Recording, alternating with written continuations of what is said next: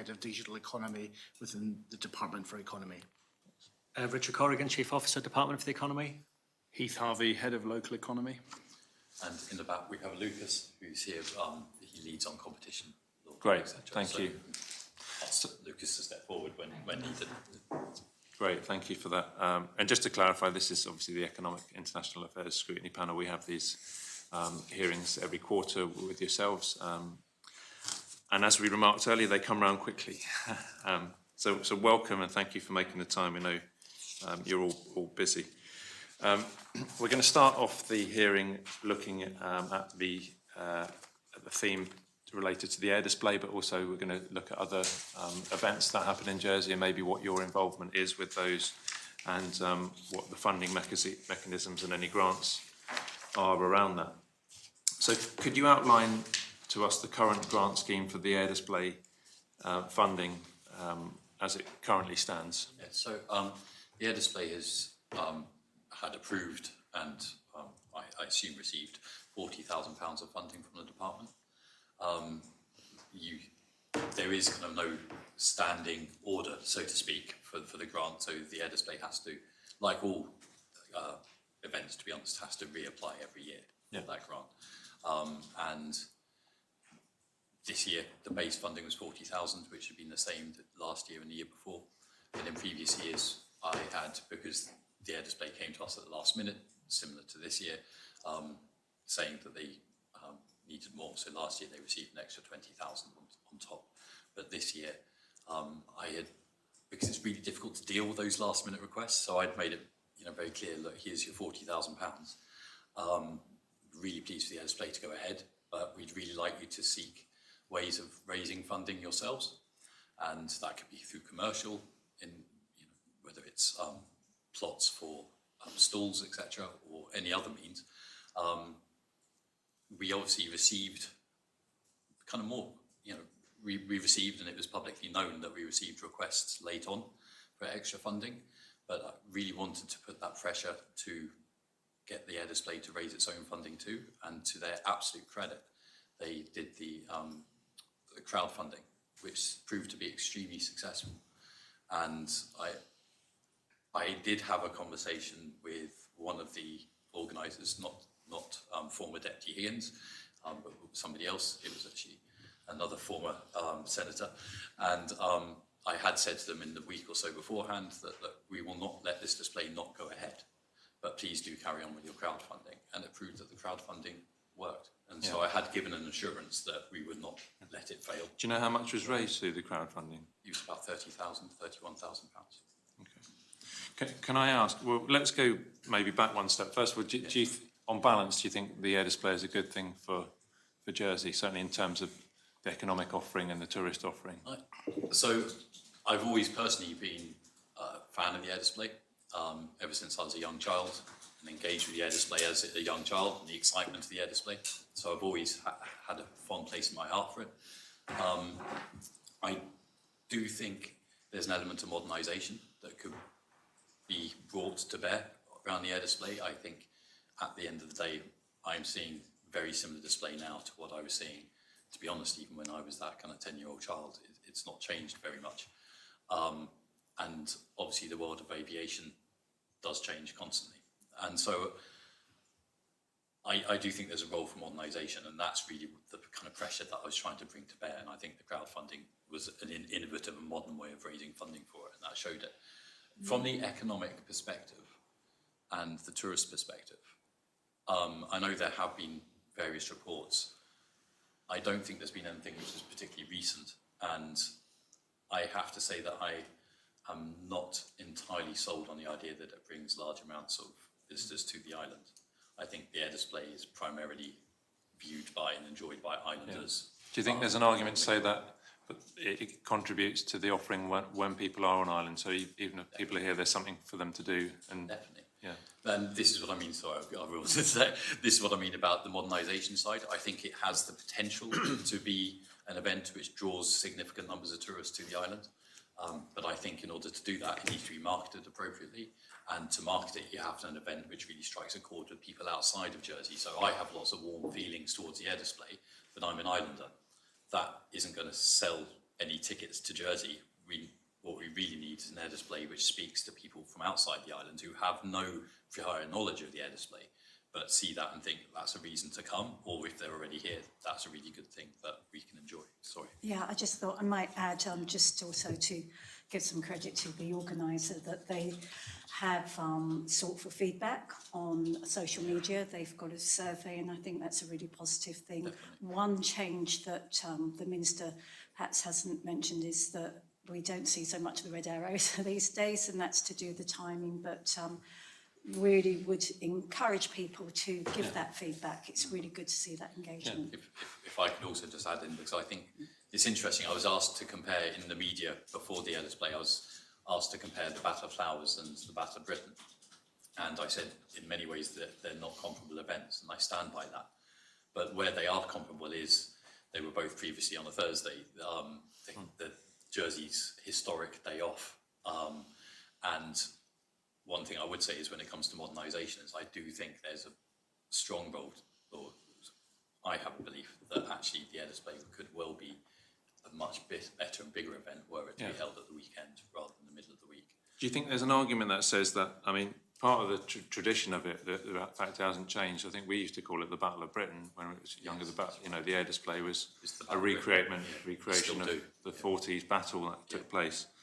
And do you think that a lot of people maybe come back to Jersey expecting that same thing, and a bit like the Battle of Flowers, they say we come to Jersey, we always come in August or we come in September to watch the battle, and they might expect a certain brand of product? I think it's interesting you put it in terms of brand and product, because I think that's absolutely right. And so, but the success of any brand is that it develops over time. And so you keep your core, but you develop around that core, and that brand can then modernise and move into the future. So let's take, putting it on a Saturday or Sunday instead of on a Thursday. I don't think that that's going to affect the brand in any way, in a negative sense, but it would quite potentially make it a much more accessible event for all islanders as well as visitors. So that would be, I think, a really clear way of modernising the display without affecting its brand in any way. It is really important to keep a brand. It doesn't necessarily have to be the Battle of Britain. We sit here today, hearing awful news about, wars and fighting going on around the world. I'm not sure that a militaristic element to the air display is the element that people want. I think an air display has a part of escapism as well, and just kind of admiring and beholding. And the military side of it in this day and age might be something that perhaps doesn't strike such a chord.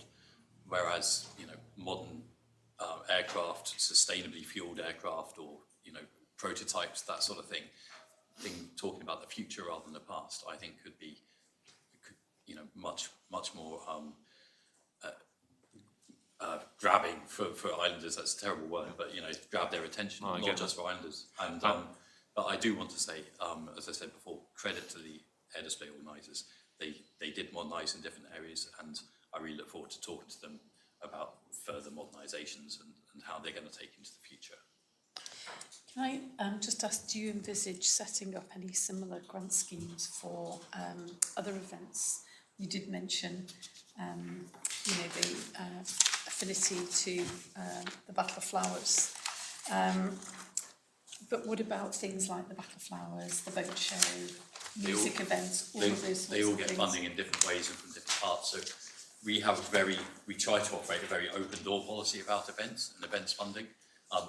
We have some money set aside for events funding, and we don't have any particular, we don't sit at the beginning of the year and say we'll only do this, this and this. Jersey needs to innovate, constantly needs to innovate, and that's the same with events. So I really want people with new ideas to come forward, but what we will expect is a business case to back up the event if it is to get funding directly from government. We also fund other organisations such as Art House Jersey. They also fund events, and the Arts Centre does as well. So there are different ways to access funding from government. And I don't know, Heath, I know Heath spends a lot of time working through business cases, etc., and working with events organisers to enhance that business case. I don't know if there's something you might want to say about the strength of business cases and the importance of a business case that speaks to government in different ways. Yeah, absolutely. So we're looking for that alignment with the Ministerial Delivery Plan and the Common Strategic Policies of the government. We're all very clear that the good events create vibrancy in St Helier, keep young people on the island, etc. So we look at these events through different lenses. We do not want all of our events to be sports events or all of our events to be music events, but a nice blended mix across the piece. As the Minister's already said, the Arts, Culture and Heritage budget support a lot of organisations who in turn put events on in their respective parts of that spectrum. And then we have our events budget within the department, which is open to people to approach us and say, we want to put this type of event on, and we will look at it strategically.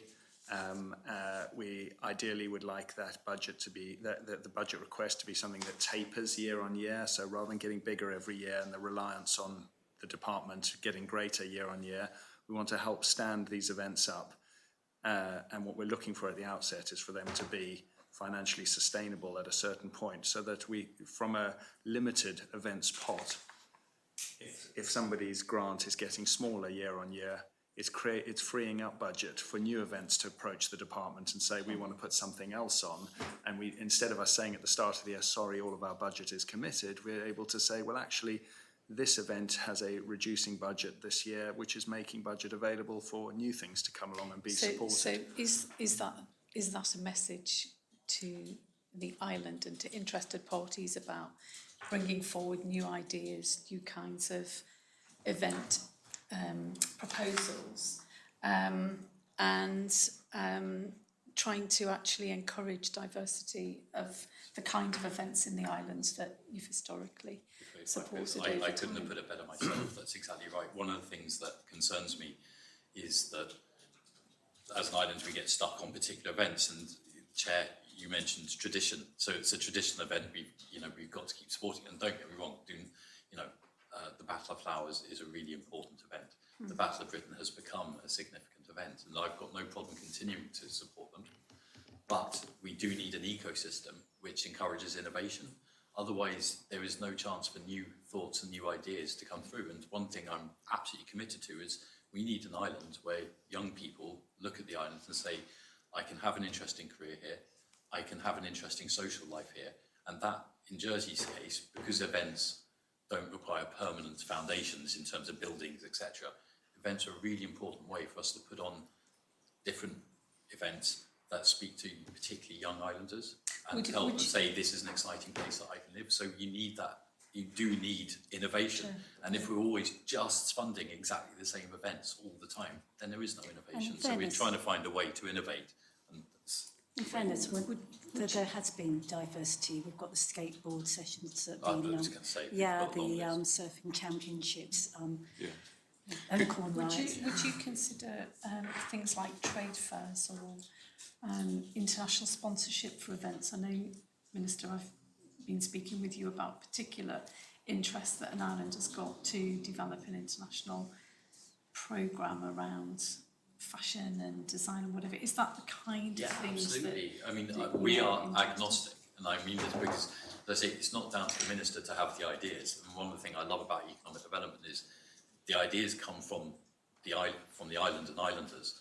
I want us to be able to enable those ideas. Jersey has to be an exciting place and an idea-generating place. People need to try those ideas. If they work, that's fantastic. They can work with them and grow the idea. If they don't work, then they need to be able to say, okay, that didn't work. We'll try. We'll think about a different one next time, and there should be no shame about an event not working. What I want is islanders to be able to try. And Deputy Scott's absolutely right. We have such a range of events that we, from film festivals through to farmers markets, through to La Saison Française, and then the Jersey Tattoo Convention, which again speaks to the kind of, you were saying, industry kind of events, things like this. So it is absolutely wide range, but where they can bring over tourists and support the visitor economy, it's a big benefit. Would you, sorry, Chair. Sorry, can I carry on? I can hold that thought. Yeah, sorry, I was just going to say, in terms of your processes, is it that because of the processes that you've got that people may feel unable to come forward with some ideas? So would you be proposing things like tender processes or something like that, where you can actually put an idea out there, or you could put a message out there to say we are attracting you know, interest and variety, and that this is the clarity of purpose in Yeah, so terms of the process that people need to go through. The process is very straightforward. We've created a dedicated grant application page online. We have a window in which people can submit their application. When the window closes, we will then review those applications. We'll put those applications through a scoring matrix in which there are criteria. So we're looking for how that event aligns to our CSP and other island-wide objectives. And then we make a decision and we notify the applicant, you've asked for X, we're going to give you 3/4 of X, or whatever. So it's really transparent. The sign up above the door says we are open for business and we're open to approaches. So we're talking about two issues here. We're talking about, well, not issues, two areas, the arts, culture and heritage area, and then the events. And they do overlap with each other.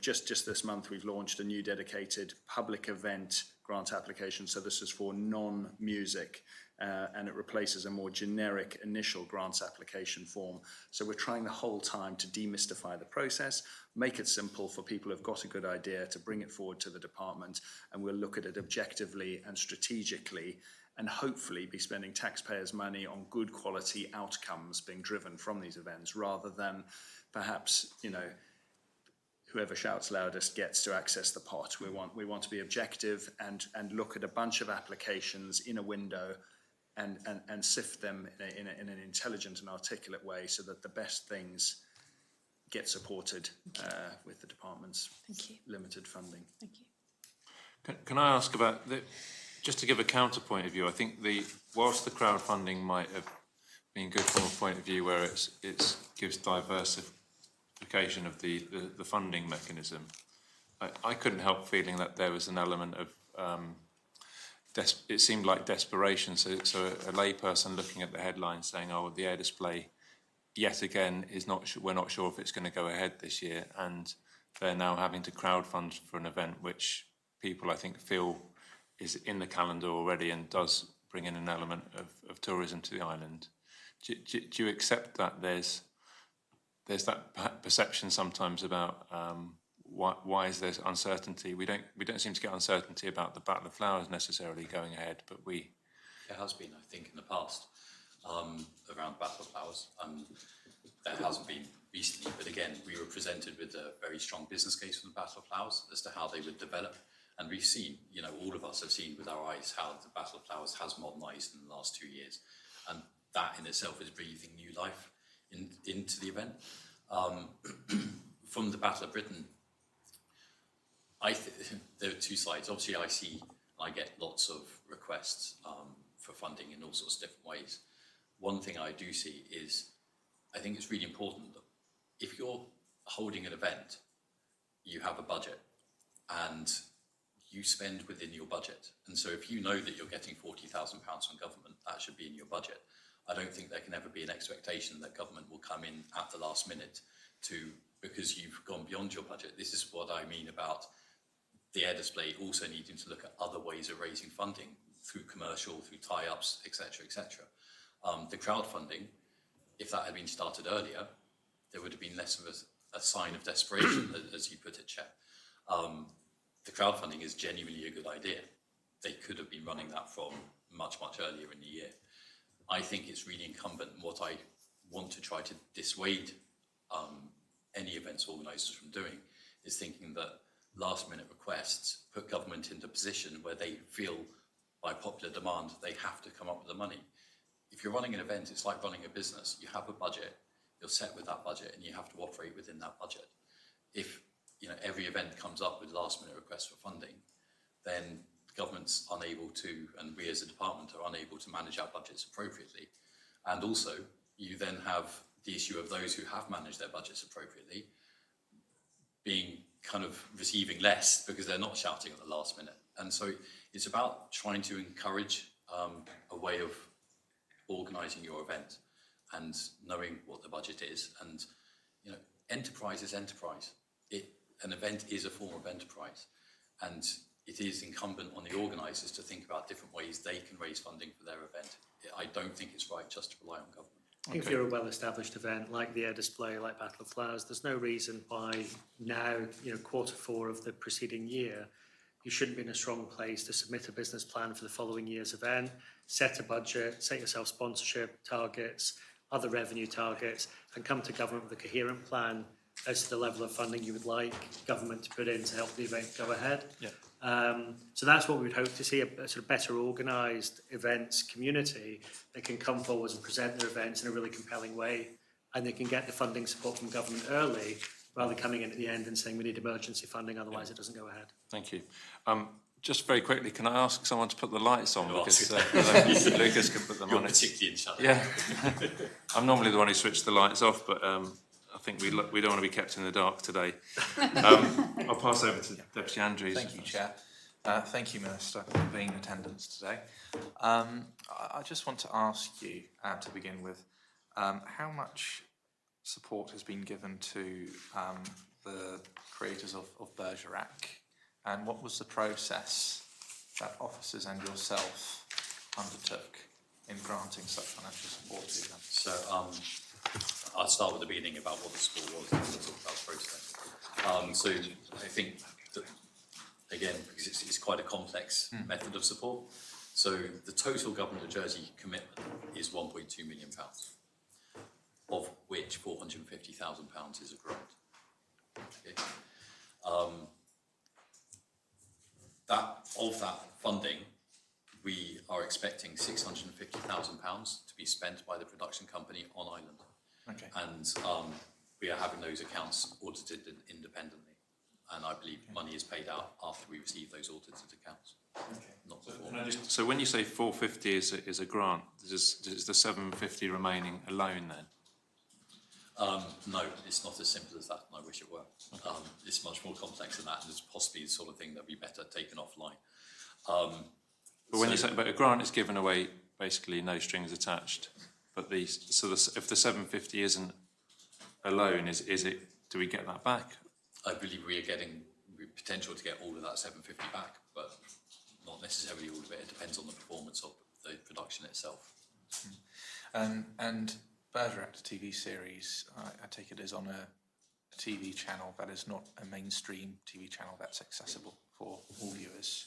It's absolutely accessible to pretty much all viewers, as I understand it. It's not mainstream in the sense of it's not BBC One, BBC Two, ITV, Channel 4 or 5. It's not one of those 5 channels, but it's on Freeview and accessible in that sense. You don't have to pay to receive it directly.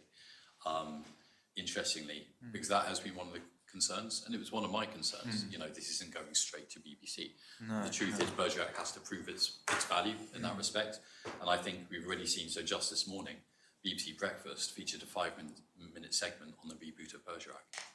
The channel that it's on does have links with the BBC. Yeah. It's not a channel completely devoid of links to the BBC. I wouldn't want to missay, so I don't want to say exactly how it is, but I believe the BBC has an interest in that channel. And so, hopes of it being sold on, I think, are quite high, and certainly international sales are quite high. But the fact that Jersey had 5 minutes about Bergerac on BBC Breakfast this morning with 1.5 million viewers shows immediately the kind of strength that this channel does have. And as you mentioned, Minister, about that the money's potentially returning to the government, is there anything in particular that you have in mind to maybe do something with those monies, maybe for culture or other aspects under your ministry? I mean, that remains to be seen. It depends how much comes back, and some of it will be, we're also able to recoup some money through international sales, and so there is a proportion of international sales. Now, ordinarily, Richard would know better than I, but ordinarily that money would go straight back into Central Treasury, I believe, and so we need to have conversations about whether we can recoup some of that directly for arts and culture or not. But the money, I think, would be paid directly to Central Treasury. Yeah. Okay. Thank you very much. Good, Chair. Yeah, I was going to ask actually, just on those figures. So it's 12.5% of the international sales that will come back to the Government of Jersey. Is that right? And is that capped? It's after the first round of international sales. So the first round, the production company itself has sold calls. It's on the second round. When does the first round finish? I couldn't tell you when the first round finishes. I think it's far too early to say. Like the first series, for example.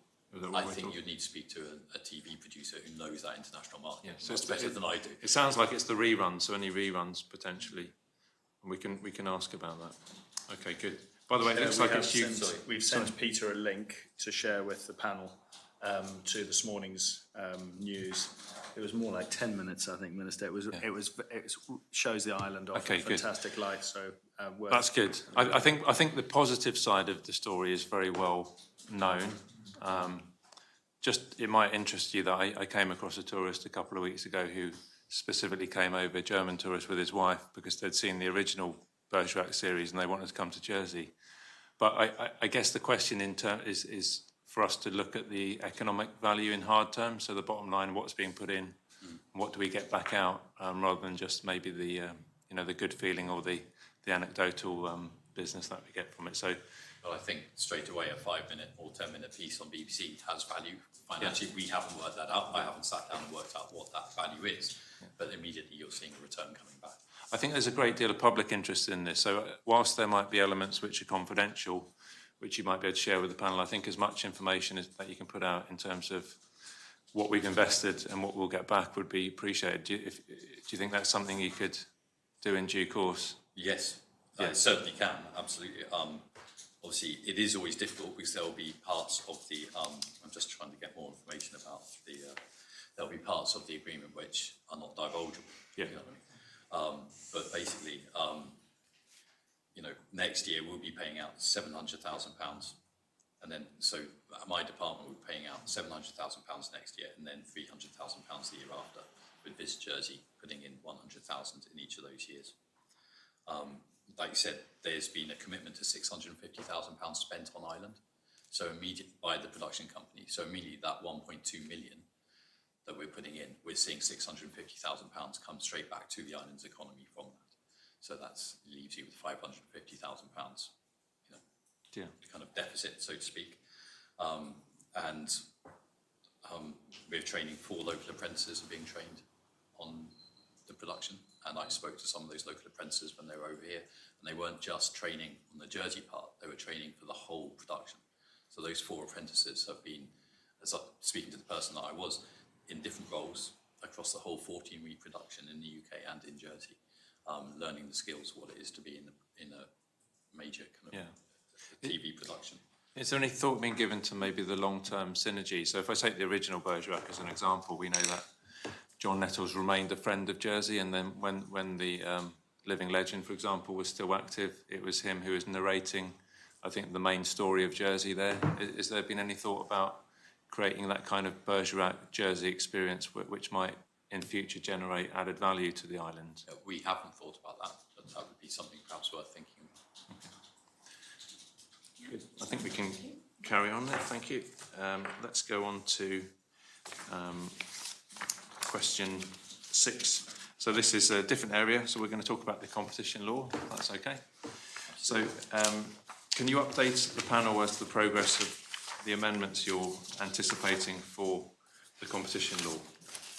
I was going to say, I've just in this week signed off on the consultation for the competition law, so it's public consultation, and that will be taking place imminently. And that follows an earlier consultation that was carried out in 2023 on the rationale.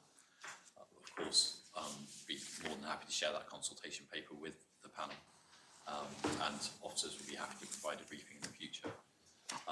So the aim of the proposed amendments aim to ensure that the competition framework supports business innovation and growth, helps keep prices down, and looks after the interests of consumers. Those are the main kind of areas. I could be a bit more, because it's been discovered that there are certain loopholes that actually might enable certain businesses to get round the law, and those will be being closed. But at the same time, very much in line with the Minister's ambitions for the businesses, there's red tape too. So one of the types of changes to ensure that you don't have a situation which we currently do have. If you've got a business that's got, say, 40% of the market share in the island, and it decides to diversify and maybe somebody's retiring and says, oh, how about you go into X and would you like to buy my business? I have to go to the JCR and get JCRA and get consent, and that is red tape all the way through. You're saying even if it's not related to the area Exactly. which might be... Exactly, diversification yeah. into a new area. So it was really heartening how many businesses did engage with the previous consultation, and it would be really good to have many more businesses look at the engage in the consultation now that we're actually at the point where we're just seeking final views. We hope to get that legislation through the door by the and for debate by the States Assembly in early 2025. How long have you been working on the law? It's been ongoing for the past couple of years. Well, So you 2018 think- was when we had a consultation and some recommendations suggested, so it has Okay. yeah, it's had quite slow wheels on this one, unfortunately. And when do you think it will be ready for lodging? So as I said, by the end of the year, Sorry and if I missed that. yeah, so hopefully we can be debating it in early 2025. Okay. At what point do you think you'd give us sight of something tangible if we...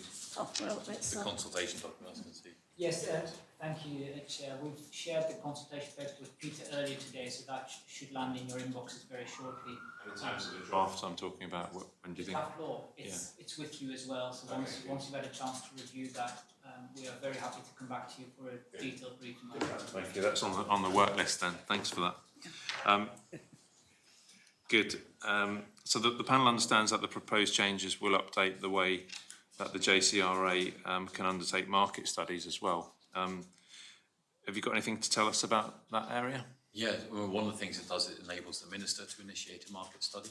At the moment, the minister's only able to request the JCRA to do such a market study, and I think sometimes politically, I think there's been a desire amongst ministers, not just me, but previous ministers, to more directly enable a market study to happen.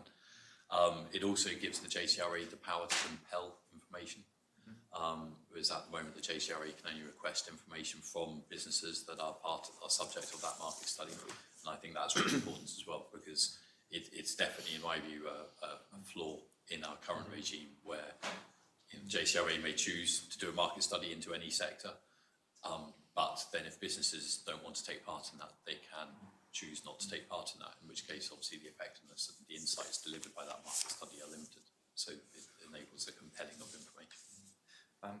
Minister, I know you've mentioned about ministers previously, and potentially even yourself, maybe feeling there is a need to conduct some research in a particular area of the economy.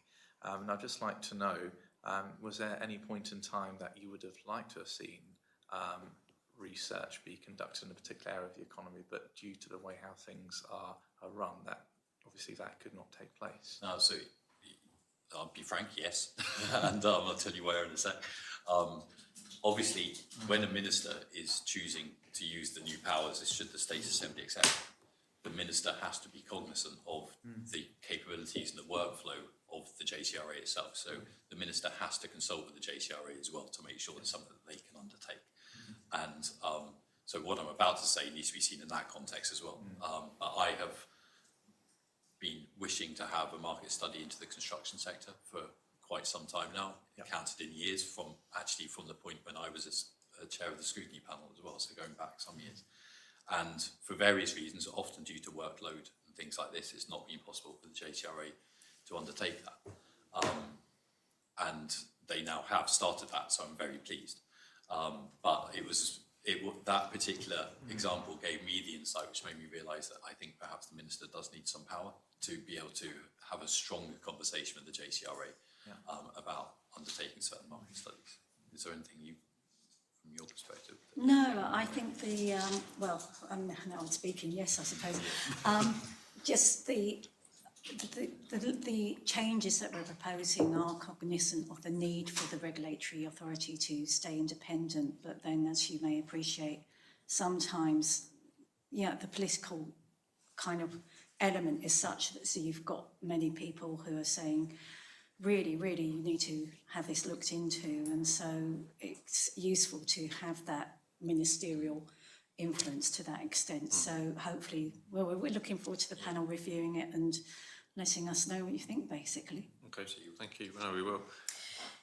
Could I just build on the, just to be clear, you said that the JCRA would have formal information gathering powers under your new proposals.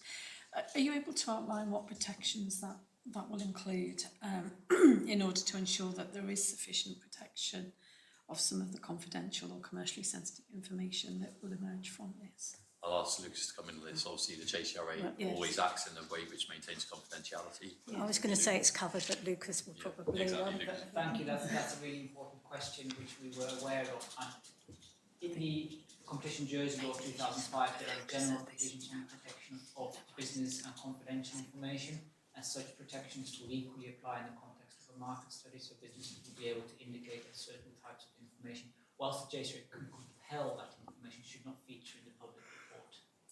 And does that include being able to obtain information stored on a computer or to enter premises when No, not doing saying those premises, studies? No, it would be a simple information gathering power. There would be no dawn raids, for example, in the context of a market study. That is clear, yes. Okay. At the same time, it does need to be able to compel information to a certain extent, otherwise it's got no teeth whatsoever. Yeah.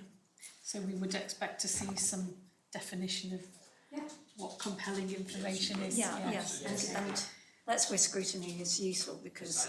We're of course happy to come back, but for example, the law contains a definition of what is relevant information and what the JCRA may require, but at a later stage we are very happy to provide a more detailed briefing.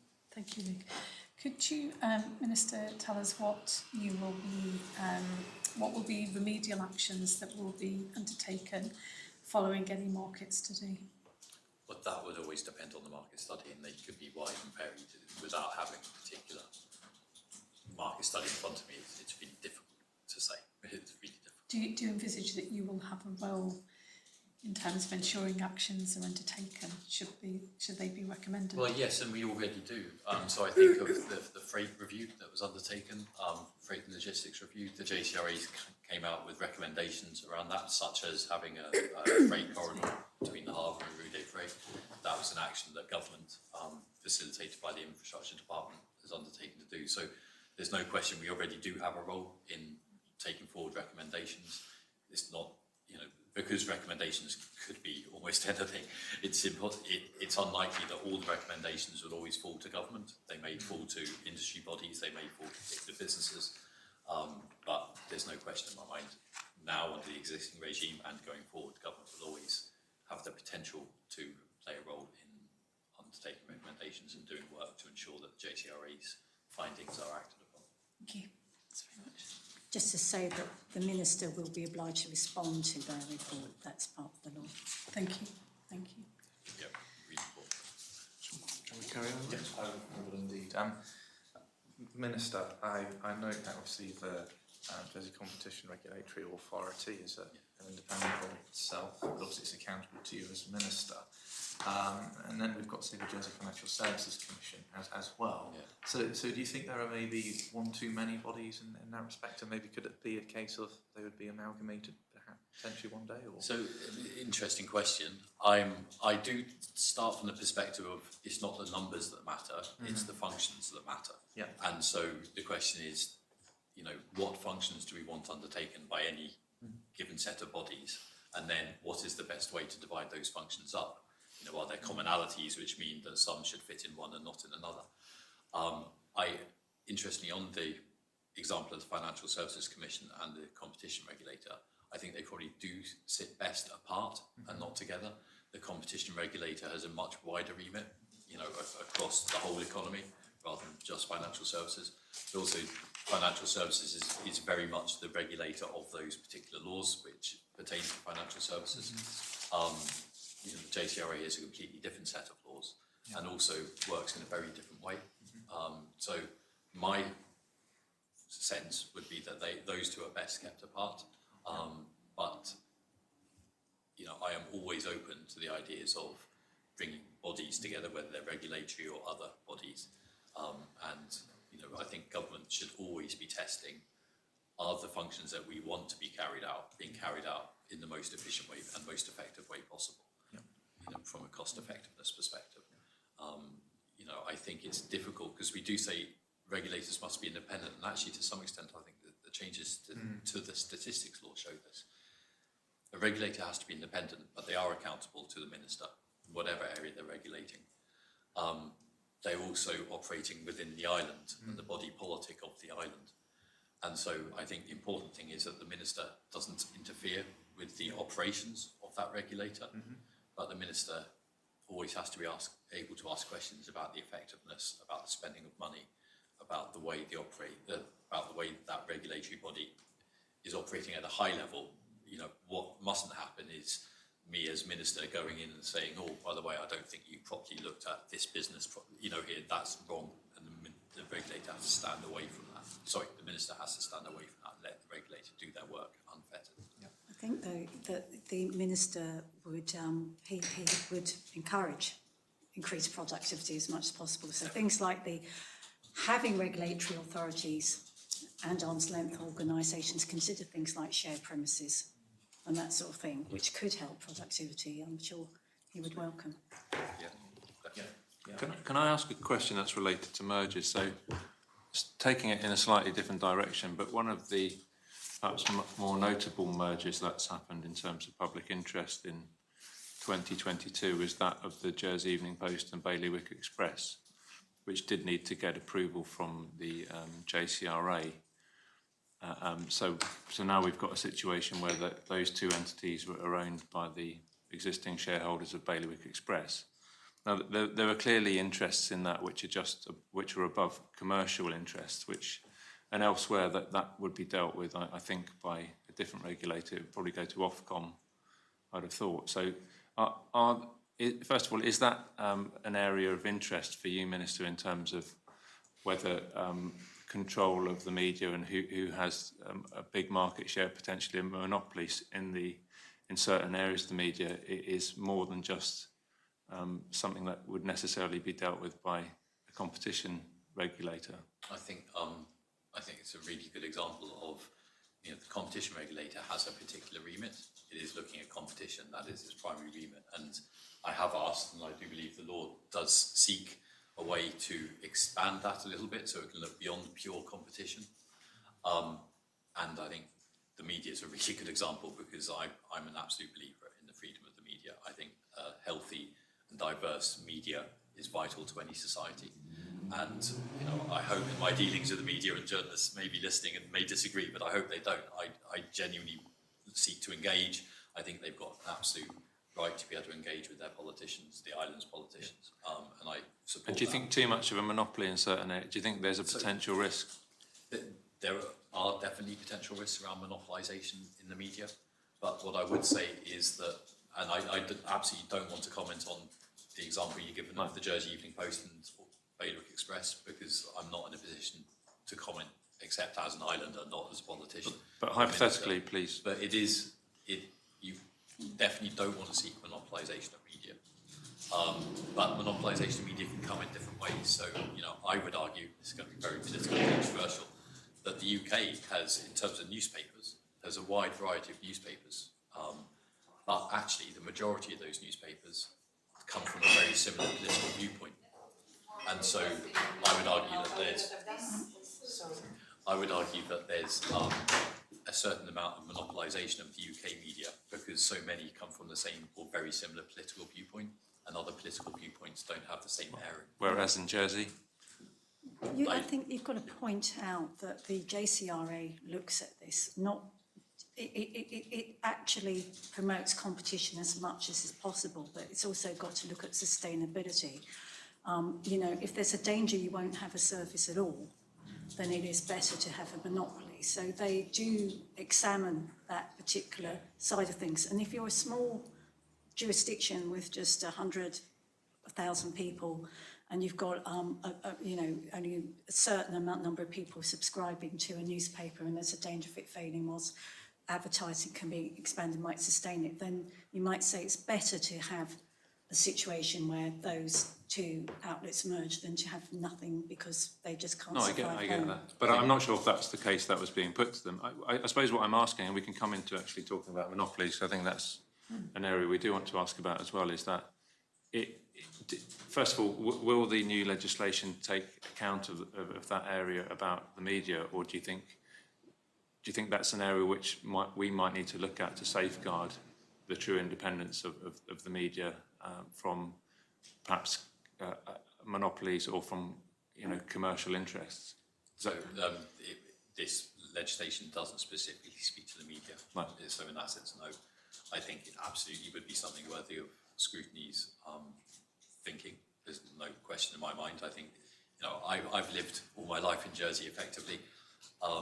The concentration of media, even when I was young and a teenager, was something that I was aware of and concerned about in Jersey. So in that sense, I think it's a very valid question that any scrutiny body or any other body looking at it would be a valid thing to look at. I don't want to suggest, my views, I haven't thought about it enough to No, that's fine. But as far as the legislation is concerned, it's not really, that's not a direct. Doesn't speak to that. It doesn't speak to that. I mean, the JCRA can already condition approvals if it's granting what will be a dominant market position to any one player as a result of acquisition, merger, or the pre-existing situation of a monopoly. They can condition the approvals accordingly to work in the best interest of the marketplace, whether that's a marketplace for media, marketplace for telecoms, or any other service or goods. So they can do that as part of it. If you look at the Airtel and Shure merger, again, the JCRA in granting its approval have made certain conditions upon that approval that will need to be followed through by the acquiring entity. Okay, thank you. Just quickly on the media as well, I think it's also really important to think the media, how do you divide it up? Because Jersey actually has, it has a commercial radio station, a BBC radio station. It has obviously the All Island media, print media that you've mentioned, Chair. It also has a commercial TV station. So the media is not just print alone. It is wider than just print. And obviously we have the internet, which has certainly in the past, perhaps to a lesser extent now, but your citizen journalist ideas and bloggers, etc. So there is, how you define the media in Jersey will have a huge impact on whether you see monopoly or not, if you can understand what I mean. Yeah, no, I do. Thank you for that. Let's carry on. Do you want to continue with question 12? Yes. Minister, please can you briefly outline what processes of appeals and what compliance measures are proposed to be introduced in forthcoming legislation when it's brought forward to the Assembly? Sorry, could you repeat that, please? Sorry. Did you? I wasn't out. Okay, No, I didn't quite hear. Okay, so could you just briefly outline what processes of appeals and what compliance measures are proposed to be introduced in the legislation? In the JCRA, it's best I ask Lucas. For Okay, the yes, specifics thanks. on In that. the new competition law, Deputy, there will be no changes proposed to the mechanism for appeals. That will remain the same. One other important rationale of the competition law, though, is to introduce a so-called commitments procedure that would could make the resolution of cases more efficient, where the JCRA has identified competition concerns, and then following a dialogue with the businesses agree to change their conduct. So they agree that in the future they will cease certain activity, which means that addresses the competition concerns, and then the JCRA doesn't have to take that case further down the formal route. So that could again save resource and allow businesses to move forward without going through that formal process, if they are willing to offer commitments which are legally binding to the JCRA. Okay, thank you very much, Lucas. And obviously you've explained what the new process may look like at the State Assembly approved proposition. But what is the current arrangement that's in place for instance, a business who is, under consideration of the Jersey Competition Regulatory Authority? The process You for mean in appeals. terms of appeals? Yes. Yeah. So if the JCRA take a decision, for example, that there's been a breach of the prohibition on anti-competitive arrangement or dominance abuse, the law provides for an appeals mechanism which is in the nature of a full merits appeal at the moment. Okay. And I think there's probably a couple of things that have to be brought to public's attention, and I think probably one of them would be perhaps the confidentiality of certain cases. Of course, we've got the JCRA website, and they do publish documents from time to time. So how will you ensure that the JCRA is doing its job effectively, but also making sure that things are dealt with confidentially as well? Yeah, I think number one, it's really important to have trust in regulators. They have the technical expertise to undertake the reviews they're looking at. I'm surrounded by superb officers who have technical expertise in different areas, but I don't think any of them would say that they have the technical expertise to come to judgment on competition arrangements themselves. So there is a level of trust, and it's one that I do worry about in Jersey, that we sometimes have a very sceptical view of regulators, etc. I'm not aware that anyone in the business communities raised a concern about confidentiality leaks in the JCRA. If you are, I'm very interested to hear about it, because you've actually got some very professional people with legal backgrounds who really do understand the nature of and the importance of confidentiality. So, of course that's important to us all, and hopefully there hasn't been a problem, but if there were, of course we'd want to. And the regulator itself isn't above the law. No, Absolutely. It has its own obligations to meet.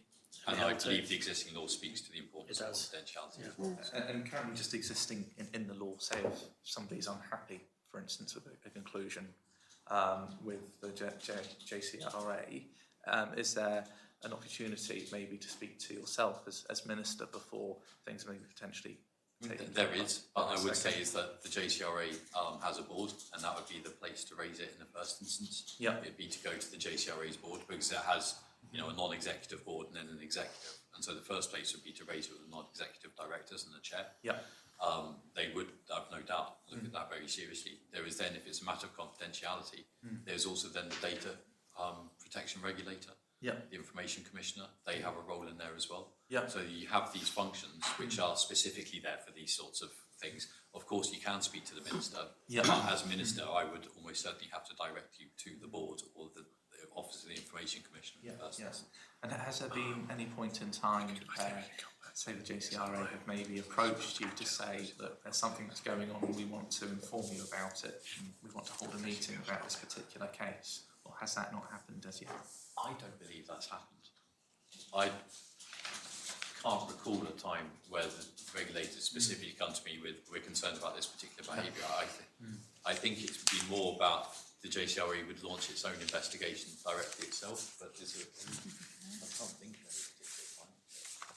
Just thinking I can go back to my records, but not that I recall. If I can just, thanks for that, Deputy. If I could just move things on, it's an important area, but one we'll probably come back to nearer the time when we're nearer lodging, maybe for either a public or private briefing.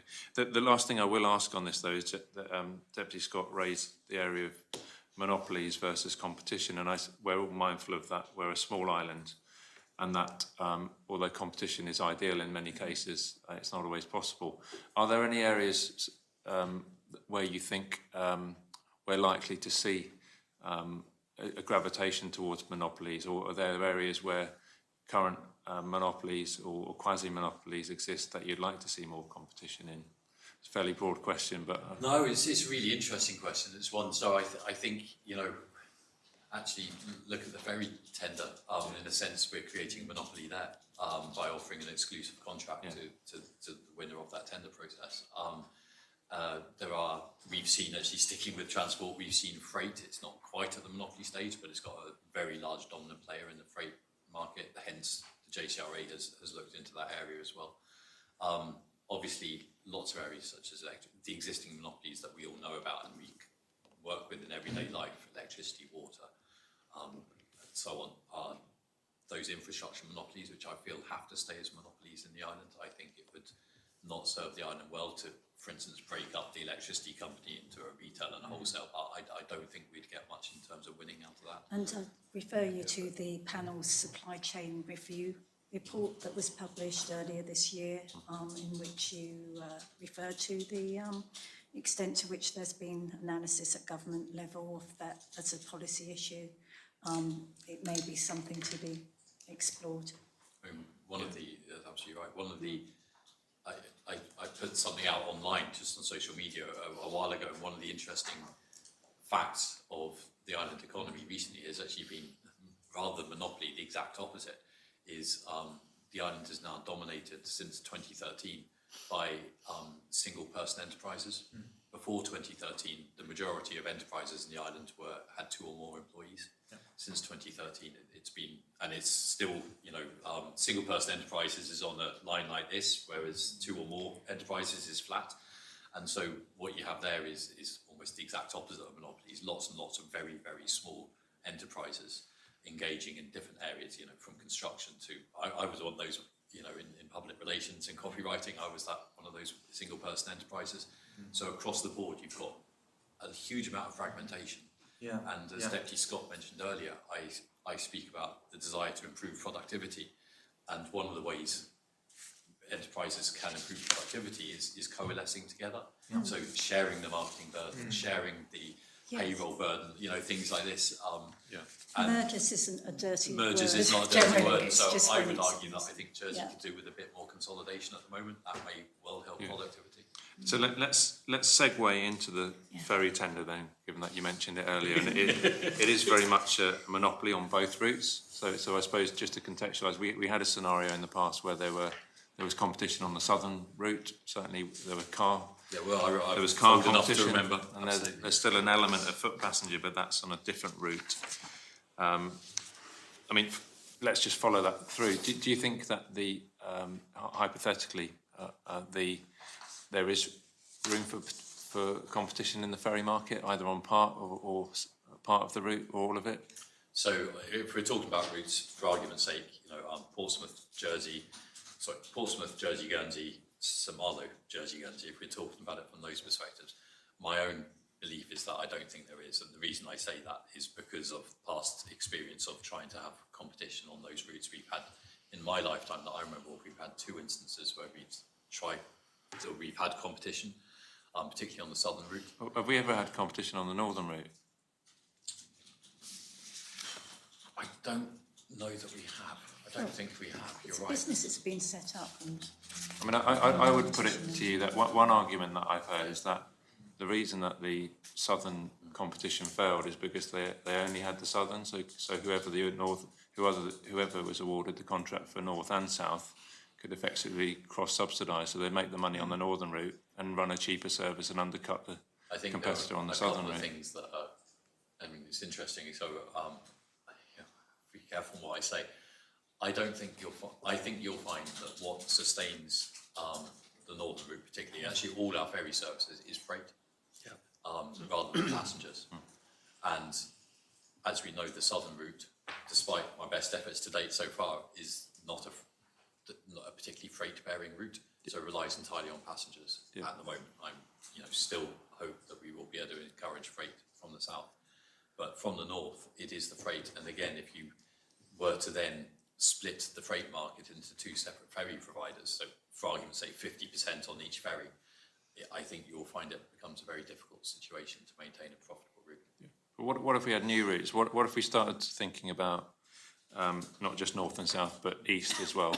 So east was that's why I started with the definition of what we were talking about, because obviously there is some transportation to the east, currently provided in the main by Morel Express.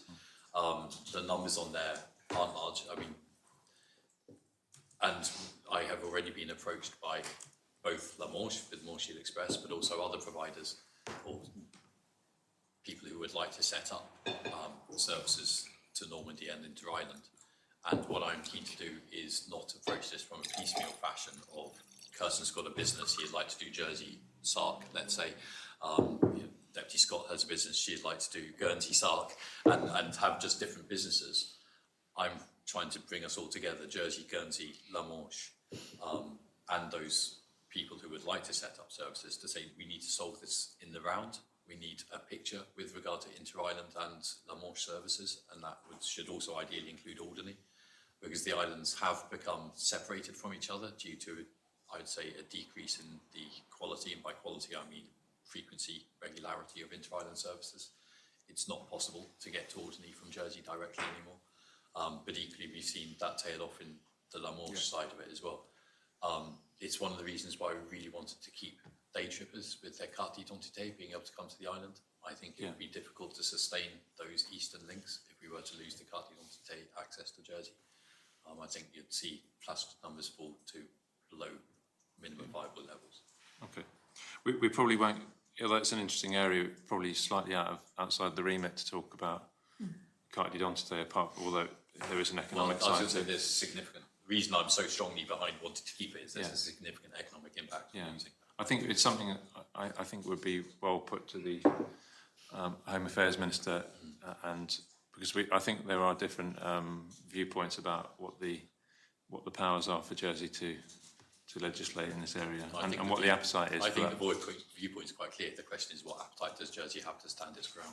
Well, let's just because you've whetted our appetite, just tell us before we move on. What's your view in terms of what we should be doing with the carte d'identité? We should maintain the carte d'identité system. And should we expand it and say that you only need a carte d'identité if you come from France? Because of the wider situation in terms of the UK's concerns about immigration and also the EU's concerns about immigration, I would be content with maintaining it as it is at the moment for one day trip at a time. I think pushing it further right now would then create worry in the UK about the protection by the southern. We are their southern border in that sense, and so what I want to do is be able to show, or what we can do is show to the UK this day trip situation works. There is no leakage of people from France to the UK via Jersey through the day trip system. Therefore, you have nothing to worry about. But that doesn't have the hotels, does it? Expanding it might. Do you think we could expand it? I would love to, but I think there's a reality, which is now would not be the time to expand it. With the ETA system and the ESTA coming in, I think now is not the time to try to expand. Now is the time to maintain what we have. Okay. And so that's the bit I'm firmly in. We need to maintain exactly what we have today. Okay, Minister, building on the discussion in relation to the Jersey-French relationship, can you provide us with your overall vision for this relationship? Well, yes, absolutely. The overall vision is I would like to see Jersey and Guernsey, the Channel Islands as a whole, become much more integrated into the economy of the Bay of Mont-Saint-Michel. There are many ways of terming that, Bay of Dronville, Bay of Saint-Malo, depends who you're talking to. I will just call it the Bay of Mont-Saint-Michel. And by that, I mean just trade happening between our islands and La Manche and Brittany and Normandy, and supported by a southern supply route. Again, the reasons for that are resilience. Number one, at the moment we have one supply chain into the island. That is not a resilient situation, but it's also to provide greater choice. And that greater choice is both in products, but also in prices. And also, as I've spoken to people in the food industry, Jersey loses 2 to 3 days of shelf time because of the circuitous route that goods are taking. So a good that comes from Europe via the UK to Jersey has less time on the shelves in Jersey than if it was to come here directly from France. And that in itself costs islanders money because it effectively costs the supermarkets money, and they then have to put that onto their price as well. Could you just elaborate? I want us to see us much more integrated. And we're also doing it through arts and culture, through sport. We had links, we've lost them, and I am working to rebuild them. Sorry, I didn't mean to. No, sorry, I interrupted you. I was just wanting to know if you could just elaborate on some more on the economic gains that you would anticipate, and you've identified sport, culture and food and resilience as those. Is there anything else that you think is measurable in terms of economic benefit? Well, there's one huge economic benefit, which is effectively growing your population without growing your population, as I call it. So a really good example of this is Cherbourg. Cherbourg is a town of 100,000 people. The north of Cotentin has about 200,000 people living in it. They don't have very particularly great transport links, air transport links. If we were to have able to create a link between Cherbourg and Jersey that was marketed appropriately, then people could be flying to London via Jersey from that area clearing immigration here in Jersey, which would be quicker, and jumping on a plane to London. You've there expanded Jersey's potential population to, or the Channel Islands' potential population to up to 360,000 people. Really, the big economic gain, if you look around the whole of, Brittany, the areas of Brittany and Normandy next to us, you can expand our population by many hundreds of thousands of people. And tapping into that, having lived here all my life, that we used to have much stronger links. That made Jersey unique in many different ways. It's what brought tourists from the UK to Jersey. And I think having really lost a lot of those links and has made Jersey less unique and has made Jersey less of what Jersey is. Jersey's future is international. I'm really convinced of that. We are an island. We have to be outward looking. Yeah. And Jersey's heritage is the basis upon which all new people to the island can build their own island identity. But we need to have that as a distinct and unique sense of heritage and links with the kind of Bay of Mont Saint-Michel around us. Thank you. So the panel understands that you've been making a number of trips to France, and can you tell us how productive they've been? Have you got any more planned? What the purpose or? Yeah, so I'll be in France next week, so yeah, definitely planned. And that's for the Normandy Summit next week, which is Jersey, Guernsey and Normandy. Beginning of September, I visited La Manche, invited by the Chamber of Agriculture in La Manche. We went with Jersey farmers. We not only visited different sites, but the whole concept of it was bringing farmers together to get to know each other. Again, Jersey's farming industry used to have strong links with the Normandy farming industry. I was delighted to see them at the Foire de l'Essai showing Jersey cows. Still, they're a breed there. But it was about trying to encourage not just information and knowledge sharing, but also to start that trade element as well. Can we be buying from Normandy? Can we be selling to Normandy? In my view, yes, we can, but we need to overcome the barriers that have been put in place by Brexit, and that's something that I really want to do. But that was a really good example of taking Jersey businesses, which is what farmers are, and taking them to Normandy and engaging with their peers and working out from there. Most recently, this isn't economic, but most recently, last week, I visited the Normandy pour la Paix, which is a forum of peace. It's created by Hervé Morin, the president of Normandy, and it's an amazing event, to be honest, where you hear from incredible people. But I saw, when I went last year with the Guernsey deputy, we saw there were hundreds of sixth forms, French sixth forms attending as well. It wasn't just politicians and so on. And so I asked, could we bring some Jersey students with us? And this year we took Jersey students via the youth service with us as well, who, having spoken to them at the end of it, were really pleased, learned huge amounts. And so it's engaging in different ways. And there's no question, I don't think, though ask my peers, I understand that our relationships politically now with Normandy and Brittany are much closer than they were just a couple of years ago. Was it straightforward to organise that trip for the young people? Do you know, was there a clear source of funding? I'm not the best person to ask, but I did hear that there was a bit of confusion around funding, and not for not a lot of funding as well. But I'm not the best person to ask. I wasn't involved in filling out the forms, etc. Can I ask, if you don't mind me cutting in, Deputy, in terms of the educational links you've been building with France, I understand there's one with the Rennes Business School and there's one with University of Caen. Is that right, which you're building on? Could you talk to us about, the question I suppose is, what interaction is there between you and the Education Department and the Education Minister? And to what extent are you leading on it?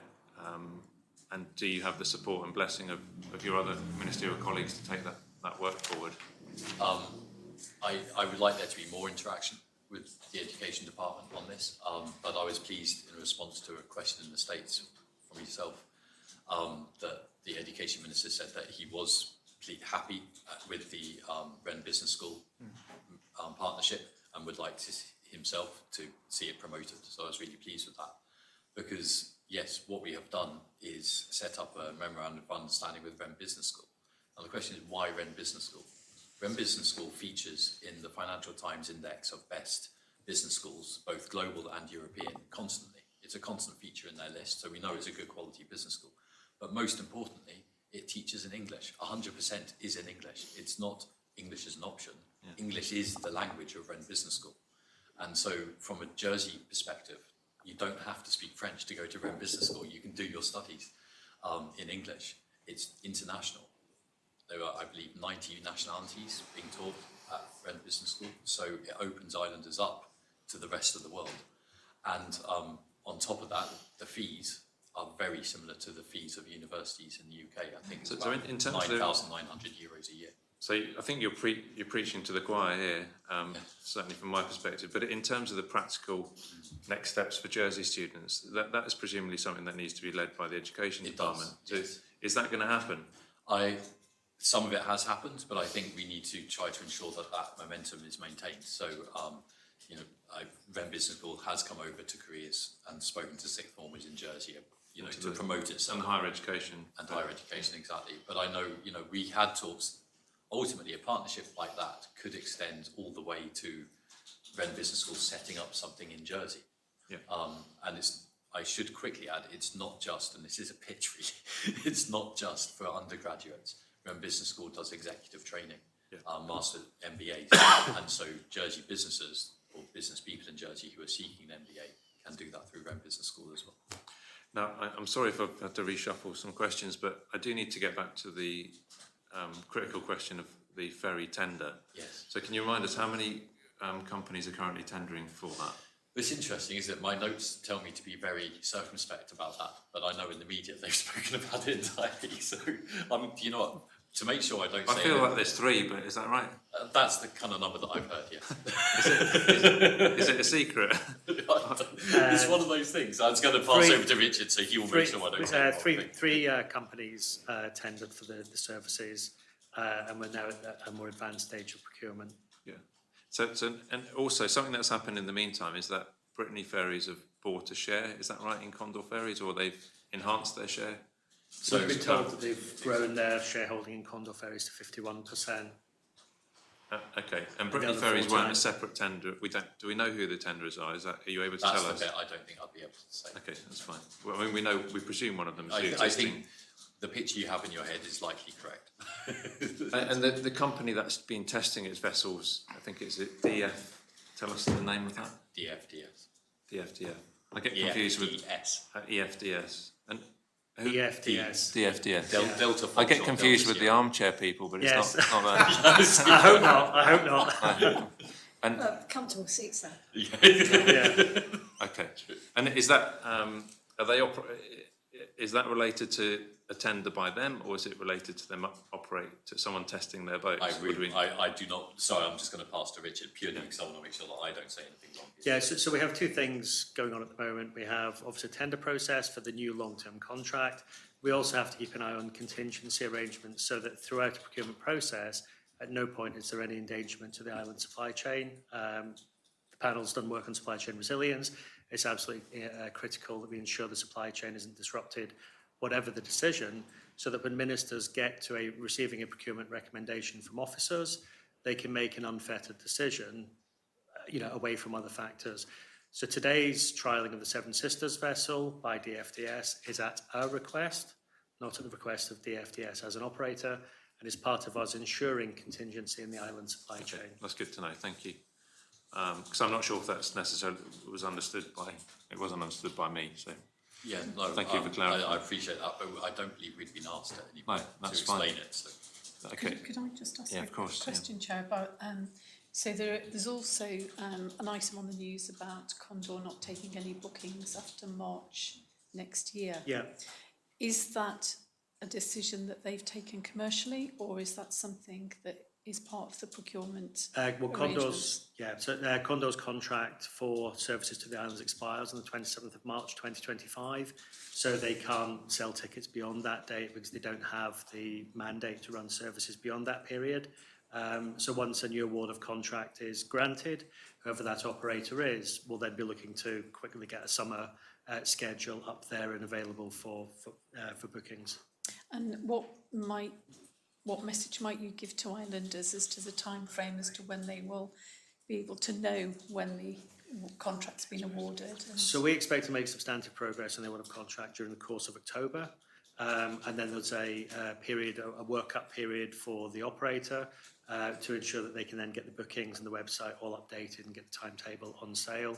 Clearly, there's a commercial imperative for any operator to get that on sale as quickly as possible and to secure the cash flow value of those bookings. So we would expect that to be quite an early development once the contract has been awarded. So when do you expect it to all be concluded? How soon? During the course of this month, we expect to have made the award of contract. We will then move to building in all of the bid aspects that the successful bidder has made. They will be contractualized into the schedules of the concession agreement. So, each bidder has slightly different bids on the table, and therefore we need to ensure that whichever bid is the winning bid, all of those aspects around timetabling, fleet investment, customer service initiatives, fare structures for passengers, fare structures for freight, and so on, all go in the schedules to the contract. So, and then the contract is in an executable form that we can complete. So we hope to finalise all of that by the end of October, but certainly the awareness of winners and losers will be during the course of this month. Okay. And could you just maybe explain a bit about the process? Obviously, we've got Jersey, we've got Guernsey involved, and how that really has worked. It's very, very closely working together.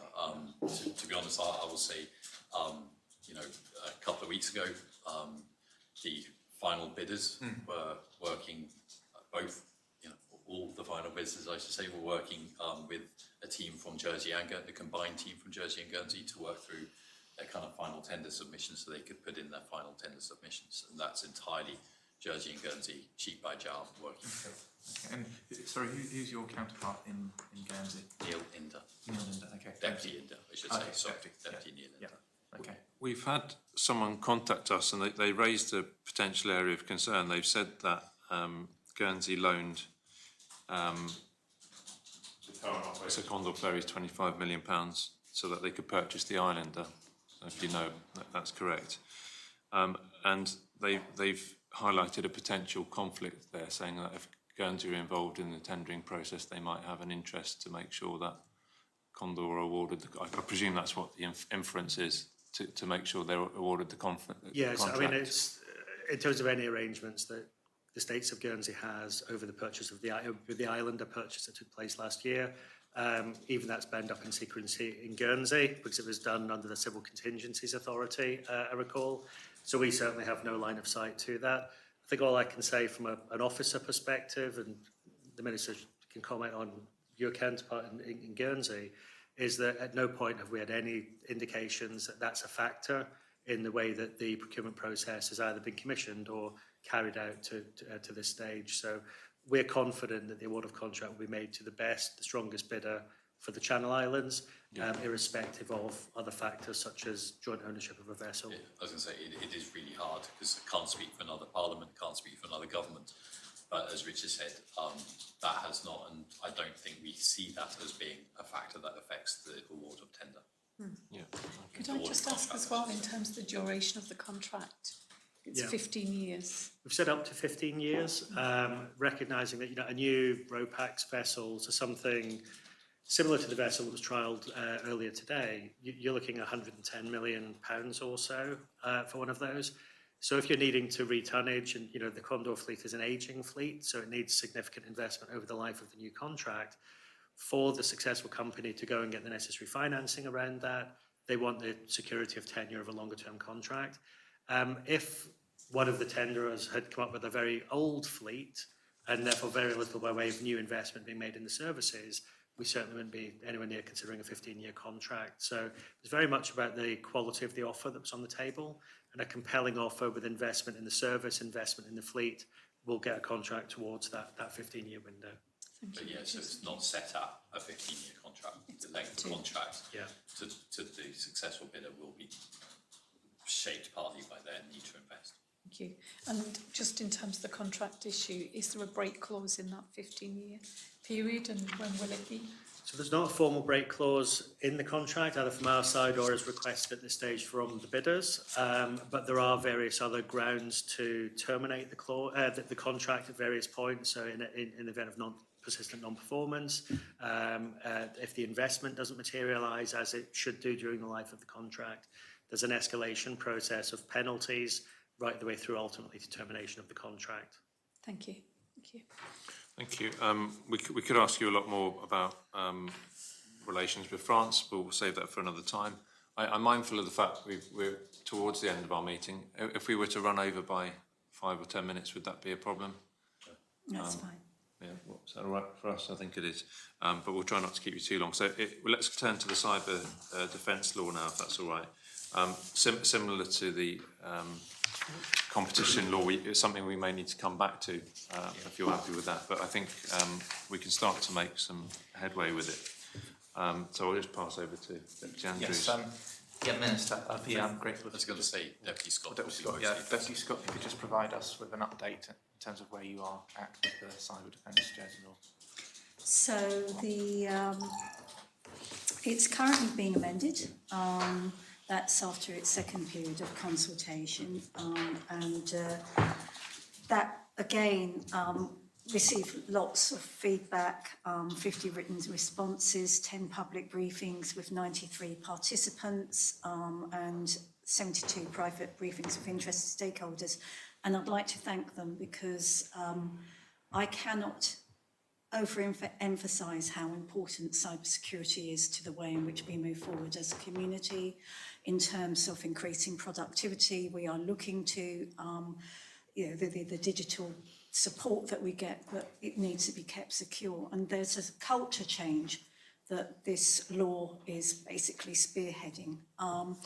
And the law itself, it's currently being amended after that consultation.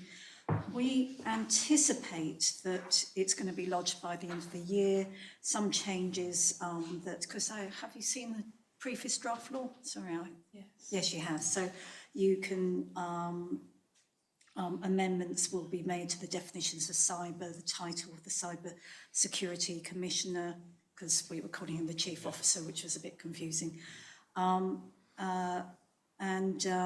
we had been doing some further consultation on the definition of operators of essential services, just to remind you that the whole emphasis is about risk management, and the people were initially focusing on what we call phase one, are these people that we'd say absolutely critical to the infrastructure of the island, how it supports everybody, before we move on to phase two. And how many revisions were there of the drafting of the cyber Jersey law? Well, you mean in terms of, So how many versions were there? the consultation, the versions that have been consulted upon? We've just gone through our second consultation. Yeah, thank you. And I know we've had obviously private briefings. We've also been to see the Cyber Hub, so we were quite impressed. I think from memory, I think they were already on their 11th or 12th draft, so there's a bit of back and forth between. So they're working hard, so we know that. Thank you. One question, Max, if I can just take over for this bit, is that we understand that there's one part of the law which is coming forward which talks about the requirement to report significant cyber incidences, and that's been settled on a 48-hour period. So we have asked some questions privately about that, but could you talk to us about how that timescale was decided and how it compares to other jurisdictions, whether it's likely to stay at 48 hours, whether you're entirely happy with that, and what the alternatives might be? Well, as I've said, this is the beginning of a journey. I mean, in an ideal world, I'd be saying, get on the phone immediately and report that cyber incident. 24 hours would be terrific. Well, perhaps, even a maximum. But as we've been consulting with the community, let's just say there's a certain amount of adjustment to the idea, some concerns about how you do that. I don't know whether we've had any kind of any more development on that. So as you say, we have consulted extensively, and 48 hours has been the sort of agreed timescale with regard to other jurisdictions.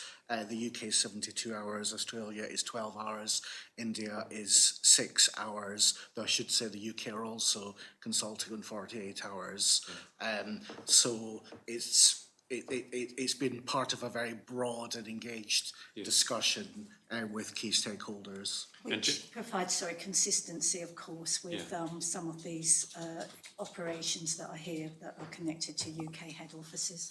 But generally the message is report as soon as you can, and it's presumably in the interest of the company to do it sooner rather than later because they get the support. The interests of the community at large. I mean, it's, we're all dependent on each other to inform each other if there is a problem. And the message is more than report quickly. The message is there are some resources out there right now that are there to help people inform themselves, which is really important in terms of using this technology before any damage is done to your finances or personal information. The JCSE is providing seminars, presentations to all types of sectors, and I've got to commend the Channel Island Information Security Forum, who have done a lot of work in this area and are having a conference on the 17th of this month, and I do hope many people as possible will attend.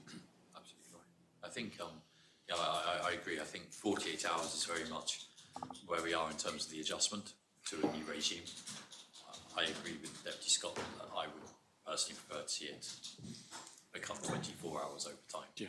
I think because when we say notification, it really is just notification. It's we've discussed this a lot. It is send an email.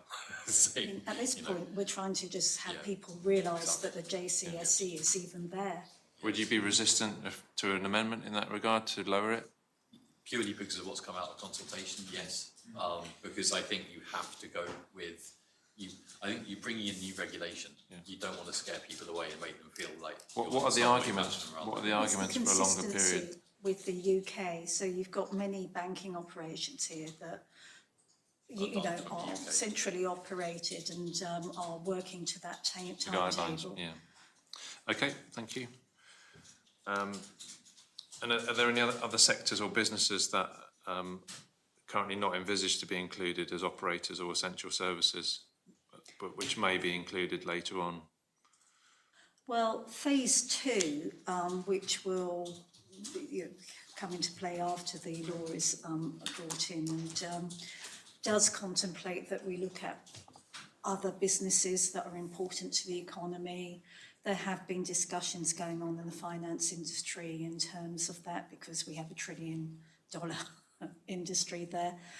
But again, in terms of just beginning this culture change, we have a law that refers to essential operators and just getting the bare bones of having people understand what's essential to the infrastructure as to what's. Can you remind us what's being captured in the essential? So fire, ambulance, government departments, like that. Energy, telecoms, of course, telecoms, electricity. Interestingly, we've had from the non-ministerial departments, there's been a suggestion they shouldn't be included. I disagree with that. I think non-ministerial is part of the makeup of the very fabric of our democracy, and therefore is an essential service in my view. And we're looking at them in phase 2. Yeah, exactly. And when do you anticipate the finance sector will be brought in? Is that phase 2 or later on? Well, or will it be sections of finance? Sorry, no problem. Phase 2, that's going to begin. So I would anticipate it will be the back end of next year. So, but we just need to get this. What we've been doing with other sectors is talking about thresholds. So this is a staged thing. I mean, bearing in mind that the JCFC has to keep up with this. It's got limited resources, and so as we expand the net, it needs to keep up with that and face itself. So there have been discussions about the sort of thresholds, in terms of income and assets that should be considered to be the bar in terms of requiring that obligation, bearing in mind all the same that everybody's encouraged to report things to the incidents to the JCSC, and I hope that people just will, because that's a community-minded thing to do. Yeah. Could I just ask as a preventative measure in terms of where the focus is around prevention of incidents and, you know, where this will perhaps be reflected in any formal legislative framework coming forward? You know, are you going to impose requirements on people, to businesses and agencies and departments to increase their security arrangements and their practice of security around this? The law contemplates that by regulation we can do much more in the area of cybersecurity, but the important thing in terms of leading any community is to pace with them.